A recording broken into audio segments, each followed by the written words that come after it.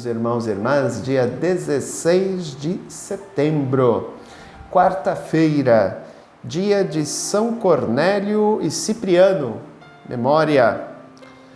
Cornélio, 251 a 253 depois de Cristo, pontífice pastor de alma grande e misericordiosa, muito trabalhou pela reconquista e reconciliação dos cristãos que tinham cedido às perseguições e, ao mesmo tempo, defendeu a unidade da Igreja contra os cismáticos novacianos.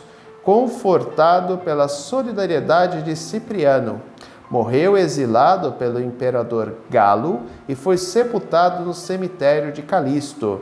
Cipriano, 210 a 258, convertido do paganismo em 245, foi ordenado bispo de Cartago em 249. Entre os expoentes máximos, junto com Tertuliano, em seu magistério deu notável contribuição à doutrina sobre a unidade da Igreja reunida em torno da Eucaristia sob a direção do bispo. Morreu mártir na perseguição do Valeriano. Seus nomes estão mencionados no cânon romano. O evangelho que nos é proposto hoje é o evangelho de Lucas, capítulo 7, versículos do 31 ao 35. Naquele tempo disse Jesus: com quem hei de comparar os homens desta geração? Com quem eles se parecem?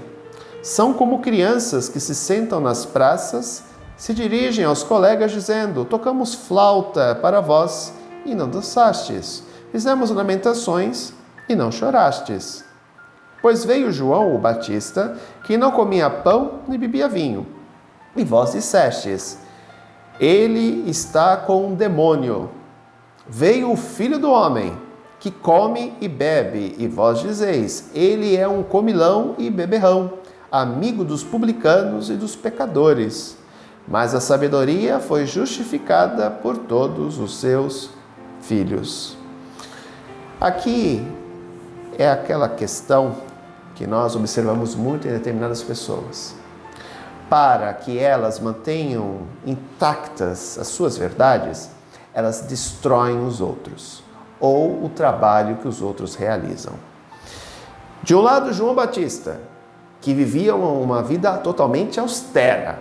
João vivia no deserto, João comia gafanhotos e mel, se alimentava de gafanhotos e mel silvestre, usava como roupa um pelo de camelo, ou seja, era uma pessoa totalmente desapegada a questões materiais. Era um verdadeiro santo, vivia isolado no deserto.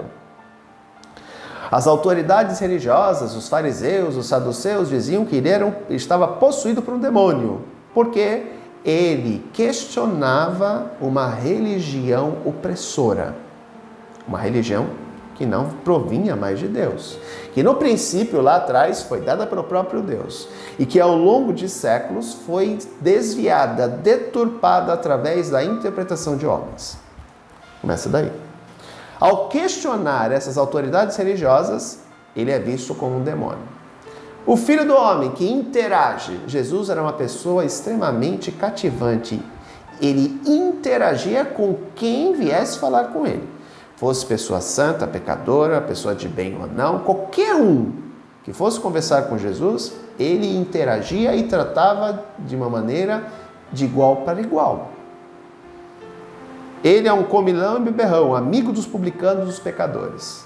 Ou seja, as duas visões, as duas pessoas, João Batista com a sua visão austera e Jesus com a sua visão de interação, não eram bem aceitas pelas autoridades religiosas. Por quê? Porque questionavam a lei. Aqui está o aspecto primordial. Portanto, quando no início dessa reflexão eu falei que há pessoas que, para manter firme aquilo que elas pensam, as suas verdades absolutas, elas destroem a verdade dos outros ou até mesmo os outros, a fim de que as suas verdades permaneçam intactas.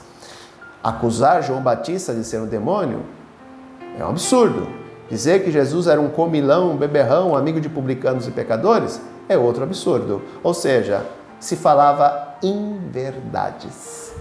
Aqui entra um aspecto muito importante. Uma pessoa, para manter a sua posição, mesmo que ela tenha que recorrer a inverdades. Ela vai difamar o outro, ela vai destruir o outro, desde que a sua verdade permaneça intacta, absoluta. Nós devemos tomar muito cuidado, queridos irmãos e irmãs, para não agirmos dessa forma. Senão, Jesus irá dizer que somos como crianças sentadas em praça. Crianças mimadas, que querem que a vida e as pessoas sejam como elas querem e não como as pessoas são de fato. Tomemos cuidado para não termos a mesma postura.